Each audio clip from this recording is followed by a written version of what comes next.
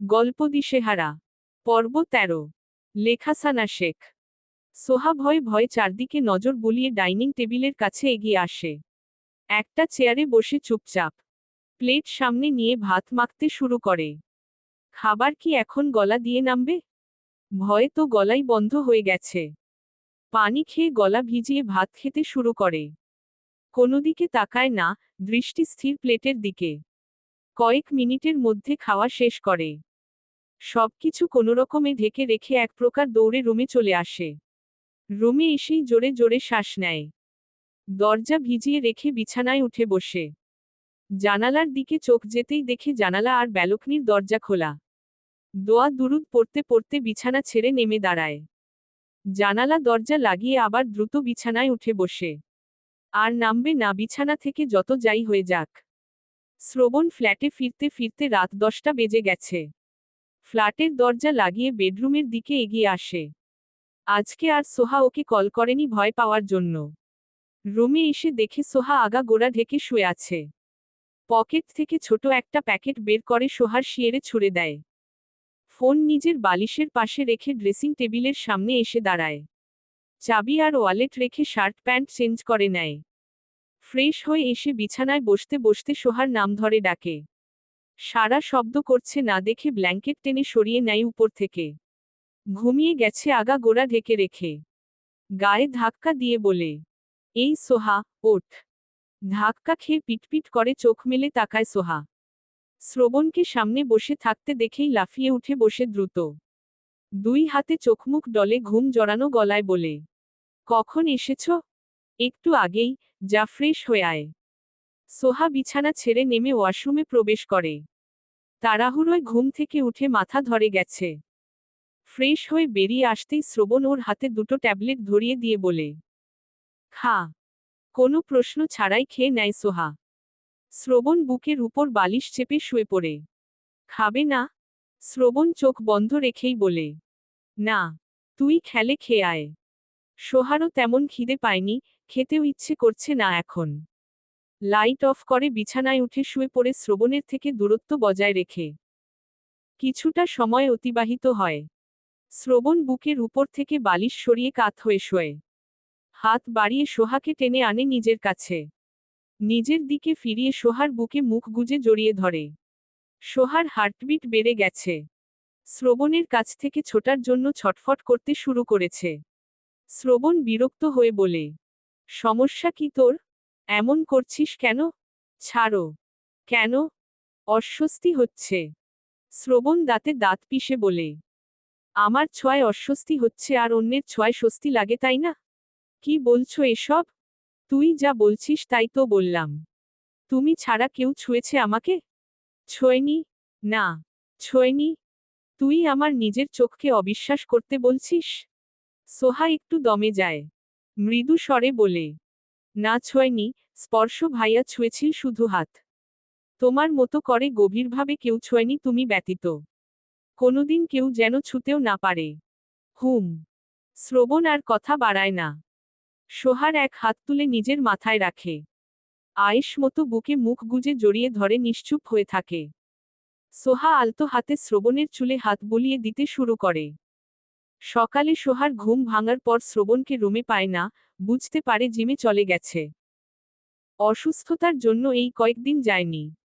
শোয়া থেকে উঠে বিছানা গুছিয়ে ফ্রেশ হতে যায়। বিয়ের পর গতরাতের ঘুমটা ভালো হয়েছে। এর আগের রাতগুলো তো শ্রবণের যন্ত্রণায় ঠিকমতো ঘুমোতেই পারেনি। শ্রবণ গতরাতে ঘুমিয়ে যাওয়ার পর সারারাত আর ঘুম থেকে ওঠেনি। সোহার ফজরের আগে আগে ঘুম হালকা হয়ে এসেছিল, তখনও শ্রবণ ওর বুকে মুখ গুজে জড়িয়ে ধরে ঘুমিয়েছিল। রাতে নড়াচড়াও করেনি বোধ হয়। দুজনেরই ঘুম ভালো হয়েছে গতরাতে। ফ্রেশ হয়ে এসে দেখে শ্রবণ ফিরে এসেছে। সোহা বের হতেই শ্রবণ ভেতরে প্রবেশ করে। হাতমুখ মুছে মশ্চারাইজার মেখে রুম থেকে বেরিয়ে আসে। ডাইনিং টেবিলের কাছে এগিয়ে এসে দেখে শ্রবণ নাস্তা কিনে নিয়ে এসেছে। সোহা স্বস্তির শ্বাস নেয়, এখন নাস্তা তৈরি করতে গেলে দেরি হয়ে যেত আরও, এমনিতেই বেলা হয়ে গেছে। রাতে না খাওয়ার কারণে এখন খিদেও পেয়েছে।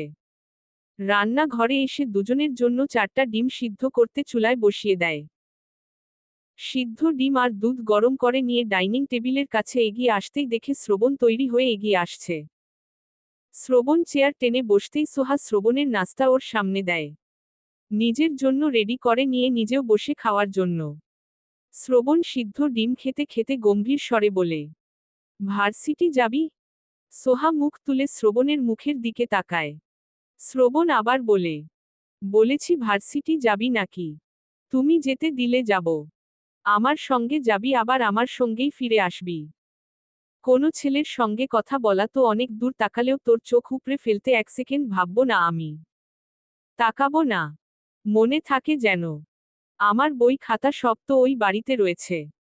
নিয়ে আসার ব্যবস্থা করব আমি। সোহা মাথা নেড়ে খাওয়ায় মনোযোগী হয়। মনে মনে খুশিও হয়েছে। চোখ তুলে আবার শ্রবণের দিকে তাকিয়ে দেখে শ্রবণ প্লেটের দিকে তাকিয়ে গম্ভীর হয়ে খাচ্ছে। খাওয়া শেষ করে স্টাডি রুমে চলে যায় শ্রবণ। সোহা নিজের খাওয়া শেষ করে টেবিল গুছিয়ে রেখে প্লেট ধুয়ে রাখে। শ্রবণ ব্যাগ কাঁধে আর হাতে হেলমেট নিয়ে ফ্ল্যাট থেকে বেরিয়ে আসে। বাইরে থেকে দরজা লক করে লিফটের দিকে এগিয়ে যেতে যেতে দাদার ফোনে কল করে। শ্রবণ, কেমন আছো? ভালো, তুমি কেমন আছো? আলহামদুলিল্লাহ। কোথায় তুমি? বাড়িতেই আছি। সিয়াম কোথায়? মাত্র ভার্সিটিতে যাওয়ার জন্য বেরিয়ে গেল। বিকেলে সোহার বই খাতা সহ যাবতীয় সব পেপার সিয়ামকে দিয়ে পাঠিয়ে দেবে। আচ্ছা, রাখছি, ভালো থেকো। আচ্ছা, তুমিও ভালো থেকো। শ্রবণ কল কেটে লিফটের ভেতর প্রবেশ করে। ওর পাশে দাঁড়িয়ে থাকা একজন ভদ্র মহিলা ওর দিকে তাকিয়ে আছে চোখ কোনা করে। শ্রবণ বিরক্তিতে কপালে কয়েক ভাঁজ ফেলে মুখ অন্য দিকে ফিরিয়ে নেয়। এই মহিলার সঙ্গে দেখা হলেই ওর দিকে তাকিয়ে থাকে। মাঝে মধ্যে তো প্রশ্ন করে করে বিরক্ত বানিয়ে দেয়। গায়ে পড়া মহিলা একটা। শ্রবণ ফ্ল্যাটে ফেরে ঠিক 4টায়। সোহা রুমগুলো ঝাড়ু দিয়ে এখন ড্রয়িং রুম ঝাড়ু দিচ্ছে। শ্রবণকে ফিরে আসতে দেখে মনে সাহস বাড়ে। এতক্ষণ ভয় ভয় লাগছিল। একা একটা ফ্ল্যাটে থাকতে ভয় তো লাগেই, সাথে দম বন্ধ হয়ে আসে। শ্রবণ সোজা স্টাডি রুমে প্রবেশ করে। ব্যাগ আর হেলমেট রেখে বেডরুমে ফিরে আসে। ক্লান্ত লাগছে, খিদেও পেয়েছে। কেন যেন আজ বাইরে খেতে ইচ্ছে করেনি। হাসান অনেক টানাটানি করেছিল খাওয়ার জন্য, কিন্তু শ্রবণ খায়নি। যা করতে মন টানে না, ইচ্ছে করে না, সেটা শ্রবণ কোনোদিন করে না। মনের বিরুদ্ধে গিয়ে কোনো কিছু করতে পারে না শ্রবণ চৌধুরী। শ্রবণ ফ্রেশ হয়ে রুম থেকে বের হতেই কলিং বেল বেজে ওঠে। সোহা সোফায় বসেছিল, কলিং বেলের শব্দে সেদিকে তাকায়। তারপর ঘুরে তাকাতেই দেখে শ্রবণ এগিয়ে আসছে। শ্রবণ সোজা দরজার কাছে এসে দাঁড়ায়। দরজা খুলে দেখে সিয়াম দাঁড়িয়ে আছে। বাম হাতে সুটকেস ধরে রাখা। সিয়াম সুটকেসটা এগিয়ে দিয়ে বলে, ভাইয়া, এই যে এটার ভেতর সবকিছু আছে। শ্রবণ হাত বাড়িয়ে সুটকেসটা ধরে। সিয়াম ভেতরে উকি দেয় একবার। সোহাকে দেখতে পায় সোফায় বসে আছে। ফিরে যাওয়ার জন্য ঘুরে দাঁড়াতেই শ্রবণ গম্ভীর স্বরে বলে, ভেতরে আয়। সিয়াম দাঁড়ায়। বোনকে না দেখেই চলে যাবি? সিয়াম ঘুরে দাঁড়ায়। শ্রবণ পথ ছেড়ে দেয়। সিয়াম ভেতরে প্রবেশ করতেই দরজা লাগিয়ে দিয়ে শ্রবণ স্টাডি রুমের দিকে এগিয়ে যায়। এতদিন পর ভাইকে দেখে সোহার চোখে পানি জমেছে। সোফা ছেড়ে উঠে এগিয়ে আসে ভাইয়ের কাছে, দাঁড়ায় ভাইয়ের সামনে। সিয়াম কিছুক্ষণ একদৃষ্টে তাকিয়ে থাকে বোনের মুখের দিকে। সবসময় হাস্যজ্জ্বল থাকা চেহারা মলিন হয়ে আছে। চোখ দুটো পানিতে টুইটুম্বর, পলক ফেললেই পানি গড়িয়ে পড়বে। তাকিয়ে থাকতে থাকতে সোহার চোখ বেয়ে পানি গড়িয়ে পড়তে শুরু করে। সিয়াম বোনকে টেনে জড়িয়ে ধরে। মাথায় হাত বুলিয়ে আদর করে জড়ানো গলায় বলে, কেমন আছিস? সোহা কেঁদে ফেলে। কান্না জড়ানো গলায় বলে, ভালো, তুমি কেমন আছো? এই তো আছি কোনোরকম। বাড়িতে তুই নেই, ভাইয়া নেই, ভালো লাগে না আমার। কাঁদিস না। সোহা কান্না বন্ধ করতে চেয়েও পারে না। সিয়াম বোনের চুলে হাত বুলাতে বুলাতে ফ্ল্যাটের চারদিকে নজর বুলায়। এর আগে এই ফ্ল্যাটে ওর আসা হয়নি কোনোদিন। শ্রবণ স্টাডি রুমের দরজার মাঝখানে দাঁড়িয়ে ওদের দুজনের দিকে তাকিয়ে আছে। সিয়াম আবারও বলে, কাঁদিস না। সোহা ভাইয়ের বুক থেকে মুখ তুলে ভাইয়ের মুখের দিকে তাকায়। সিয়াম বোনের চোখের পানি মুছিয়ে দেয়, কিন্তু তখনই আবার পানি গড়িয়ে পড়ে গাল দুটো ভিজে যায়। সিয়ামের টুইটুম্বর চোখ জোড়া থেকে টুপটাপ পানি গড়িয়ে পড়ে সোহার মুখের ওপর। সিয়াম দ্রুত নিজের চোখের পানি মুছে নেয়। সোহাকে ছেড়ে দিয়ে উল্টো ঘুরে হাঁটতে হাঁটতে বলে, আমি আসছি, তুই ভালো থাকিস। শ্রবণ বলে, চেহারা দেখে তো মনে হচ্ছে লাঞ্চ করিসনি। লাঞ্চ করে যা, তোর বোন রান্না করেছে। বোন রান্না করেছে শুনে সিয়াম দাঁড়িয়ে যায়, আবার ঘুরে দাঁড়ায় বোনের দিকে। বিস্ময় চোখ দুটো বড় বড় হয়ে গেছে। সোহা রান্না করতে পারে? সোহা তো কোনোদিন রান্না ঘরেই প্রবেশ করেনি। ও রান্না করা শিখল কবে? শ্রবণ এগিয়ে এসে বলে, চল লাঞ্চ করি, যদিও এখন লাঞ্চ করার টাইম না। সোহা চোখের পানি মুছে ডাইনিং টেবিলের দিকে এগিয়ে যেতে যেতে বলে, ভাইয়া, আসো, আয়। সিয়াম শ্রবণের সঙ্গে পা বাড়ায় ডাইনিং টেবিলের দিকে। সোহা ওদের দুজনের জন্য খাবার বেড়ে দেয়। সিয়াম বেসিন থেকে হাত ধুয়ে এসে চেয়ারে বসে ভাত মেখে মুখে পুরে তো সিয়াম অবাক। রান্না অনেক ভালো হয়েছে। মনে হচ্ছে প্রফেশনাল কেউ রান্না করেছে। কাঁচা হাতের রান্না মনেই হচ্ছে না। শ্রবণের মুখের দিকে তাকিয়ে দেখে শ্রবণ তৃপ্তি নিয়েই খাচ্ছে। সিয়াম বোনের মুখের দিকে তাকিয়ে বলে, তুই রান্না করেছিস এসব? হ্যাঁ। তুই তো জীবনে রান্না ঘরেও যাসনি, এত ভালো রান্না কোথায় শিখলি? ইউটিউব থেকে। সিয়াম খাওয়া বন্ধ করে বোনের মুখের দিকে তাকিয়ে থাকে পলকহীন। ওর অবুঝ বোকাসোকা বোনটা সংসারী হয়ে গেছে মনে হয়। দুপুরে খেয়েছিস? হ্যাঁ, তুমি খাও। সিয়াম খাওয়া শুরু করে আবার। চোখ দুটো বেয়ে পানি বেরিয়ে আসছে আবার।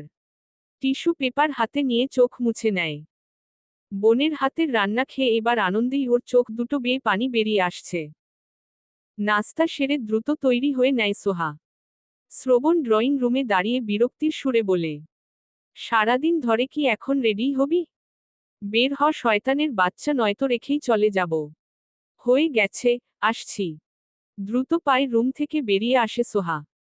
শ্রবণ দরজার দিকে এগিয়ে বলে, স্টাডি রুম থেকে তোর ব্যাগ নিয়ে আয়। সোহা আবার দ্রুত পায়ে স্টাডি রুমে প্রবেশ করে। ব্যাগ হাতে নিয়ে রুম থেকে বেরিয়ে আসে। শ্রবণ ফ্ল্যাটের দরজা লক করছে, ওর পাশে দাঁড়িয়ে আছে সোহা, কাঁধে ব্যাগ। সেই ভদ্র মহিলাটা শ্রবণের পাশে মেয়ে মানুষ দেখে বেশ অবাক হয়েই তাকিয়ে আছেন। কৌতূহল দমাতে না পেরে এগিয়ে আসেন দুজনের কাছে। ততক্ষণে শ্রবণ দরজা লক করে সোহার হাত ধরে লিফটের দিকে আগাচ্ছে। মহিলা দ্রুত দুজনের পাশে এসে হাঁটতে হাঁটতে বলেন, কেমন আছো তোমরা? শ্রবণ কিছু বলে না, স্পষ্ট বিরক্তি প্রকাশ পাচ্ছে ওর চোখে মুখে। ভদ্রতা বজায় রাখতে সোহা মৃদু স্বরে বলে, ভালো।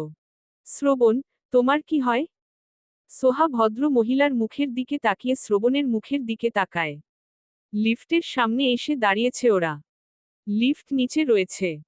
বললে না যে, তোমরা কি হও সম্পর্কে? শ্রবণ তাকায় ভদ্র মহিলার মুখের দিকে। কিছুটা রুক্ষ স্বরে বলে, হাজবেন্ড ও ওয়াইফ। ও তোমার বউ? হ্যাঁ। তুমি বিয়ে করে নিয়েছ? আপনি কি চাইছিলেন আমি যেন বিয়ে না করে সারা জীবন সিঙ্গেল থাকি? না না, তা চাইব কেন? বিয়ে করেছ ভালো হয়েছে। বিয়ের বয়স তো আরো আগেই হয়েছিল। ভদ্র মহিলা একটু দম নিয়ে আবার বলেন, কোথায় বিয়ে করেছ? বাড়িতে। বাড়িতে বিয়ে করেছ সেটা তো বুঝলাম, আমি জিজ্ঞেস করেছি তোমার বউয়ের বাবার বাড়ি কোথায়। আমিও সেটাই বলেছি, আমার বাড়িতে। শ্রবণের কথা শুনে ভদ্র মহিলার কপাল ভ্রু কুঁচকে গেছে। ওর কথার আগা গোড়া কিছুই ওনার মাথায় ঢুকছে না। শ্রবণের মেজাজ ভীষণ গরম হয়ে গেছে। লিফট চলে আসায় সোহাকে নিয়ে ভেতরে প্রবেশ করে। ভদ্র মহিলা নিজেও দ্রুত প্রবেশ করেন ভেতরে। নিজেকে আবারও দমাতে না পেরে আর সবটা জানার আগ্রহে আবার বলেন, একটু ক্লিয়ার করে বলো তো আমাকে, তোমার বাড়িতেই তোমার বউয়ের বাবার বাড়ি কিভাবে হয়? আর তোমার যদি বাড়ি থেকেই থাকে তাহলে তুমি এতগুলো বছর ধরে এখানে একা একা থাকো কেন? শ্রবণ কিছু বলে না। ওর চোখমুখ দেখে সোহা কিছু বলার সাহস করছে না। মহিলা বেশি কথা বলে বুঝতে পারছে। লিফট নিচে পৌঁছাতেই শ্রবণ সোহাকে নিয়ে বেরিয়ে আসে। ভদ্র মহিলা পিছু ডেকে বলেন, ক্লিয়ার করে বলে তো যাও পুরোটা। শ্রবণ সোহাকে টেনে নিয়ে পার্কিং লটের দিকে এগিয়ে যায়। সোহা পেছনে ফিরে একবার তাকিয়ে আবার সামনের দিকে তাকায়। শ্রবণের মুখের দিকে তাকিয়ে দেখে ওর মুখ লাল হয়ে গেছে রাগে। মনে মনে ভদ্র মহিলাকে কি বলে গালি দিচ্ছে কে জানে। পার্কিংয়ে এসে সোহাকে বসিয়ে নিজে বসে ড্রাইভিং সিটে। পার্কিং থেকে বেরিয়ে আসতেই ভদ্র মহিলা সামনে পড়ে। শ্রবণ গাড়ির স্পিড বাড়িয়ে চলে যায় দৃষ্টি সীমানার বাইরে। মহিলা পেছনে থেকে বিড়বিড় করে বলেন, বেয়াদব ছেলে মেয়ে, আদব কায়দা কিছু শেখেনি নাকি? কেউ কিছু জিজ্ঞেস করলে উত্তর দিতে হয় এতটুকুও জ্ঞান নেই। এখনকার ছেলেমেয়েরা যে কি মনে করে নিজেকে। সবকটা অসভ্য তৈরি হচ্ছে, সব বাবা মায়ের দোষ। বিড়বিড় করতে করতে ভদ্র মহিলা চলে যান নিজ গন্তব্যে। দুপুর গড়িয়ে বিকেল ৩টার উপর বেজে গেছে। শ্রবণের আরও একটা ক্লাস আছে, তবে এখনো অনেক দেরি ক্লাস শুরু হতে। এখন বন্ধুদের সঙ্গে বসে আছে ক্যাম্পাসে। ওর হাতে গিটার, গান গেয়ে মাত্রই থেমেছে। হাতের ঘড়ির দিকে তাকিয়ে টাইম দেখে নেয়। এতক্ষণে তো সোহার ক্লাস শেষ হয়ে যাওয়ার কথা। এখনো আসছে না কেন? ওকে তো বলে দিয়েছিল ক্লাস শেষে যেন এখানেই আসে। বন্ধুদের কথায় পুনরায় গিটারে সুর তুলতেই নজর আটকায় কিছুটা দূরে। ওখানে ছেলেমেয়েদের জটলা পাকিয়ে যাচ্ছে। শ্রবণ কপাল ভ্রু কুঁচকে তাকিয়ে থাকে কিছু সময়। মুহূর্তেই চোখমুখের রং পরিবর্তন হয়। গিটার রেখে উঠে দাঁড়ায়। বড় বড় কদমে আগায় ভিড়ের দিকে। ওকে এভাবে ওদিকে এগিয়ে যেতে দেখে ওর বন্ধুরাও আগায় পেছনে পেছনে। ভিড়ের মধ্যে এসে দাঁড়ায় শ্রবণ। রাগী স্বরে বলে, কি হচ্ছে এখানে? শ্রবণের গলার স্বর শুনে পেছনে তাকায় সোহা। শ্রবণকে নিজের পেছনে দাঁড়িয়ে থাকতে দেখে দ্রুত ওর দিকে ঘুরে কিছুটা এগিয়ে দাঁড়ায় আরও কাছাকাছি। শ্রবণ সোহার মুখের দিকে তাকায়। রাগে পায়ের রক্ত ছলকে মাথায় উঠে যায়। পেছনে থেকে একটা ছেলে সোহার দিকে হাত বাড়িয়ে বলে, ওদিকে গেলি কেন? এদিকে আয়। সোহা ভয় শ্রবণের বুকের সঙ্গে মিশে যায় দ্রুত। ও জানে এই বুক থেকে আজরাইল ব্যতীত অন্য কেউ ওকে ছিনিয়ে নিতে পারবে না। ওর জন্য এই জায়গাই এখন সবচেয়ে নিরাপদ আশ্রয়। দুজনের মাঝখানে চুল পরিমাণ ফাঁকা নেই। শ্রবণের শার্ট খামচে ধরে ফুপিয়ে ওঠে ওর বুকে মুখ গুজে। ছেলেটা হাত গুটিয়ে নিয়ে দাঁড়িয়ে আছে সোহার দিকে তাকিয়ে। শ্রবণ এক হাতে সোহাকে আগলে রেখে বলে, কি হয়েছে? সোহা কাঁদতে কাঁদতে বলে, ওরা মেরেছে আমাকে। আমার ফোন আর ব্যাগ কেড়ে নিয়েছে। পেছনে দাঁড়িয়ে থাকা ছেলেটা বলে, কার কাছে বিচার দিচ্ছিস রে? উনি নিজেই তো র্যাগিং করে। যদি এতই ভয় লাগে তাহলে আমার কাছেই আসতি, আমি আমার বুকেই তোকে আশ্রয় দিতাম। বড় ভাই আপনি যান এখান থেকে। শেষের কথাগুলো বলতে বলতে সোহার দিকে আবার হাত বাড়ায় ওকে ধরার জন্য। বাকি কথা শেষ করার আগেই শ্রবণ ছেলেটার হাত খপ করে ধরে মোচড় দেয়। আ করে চিল্লিয়ে ওঠে ছেলেটা। শ্রবণ নিজের সর্বশক্তি প্রয়োগ করে একটা চর বসায় কানসা বরাবর। ভয় পেয়ে সোহা আরও শক্ত করে আঁকড়ে ধরে শ্রবণকে। ছেলেটার হাত ছেড়ে দিয়ে আরও একটা চর বসিয়ে দেয়। টাল সামলাতে না পেরে ধপাস করে পড়ে যায় নিচে।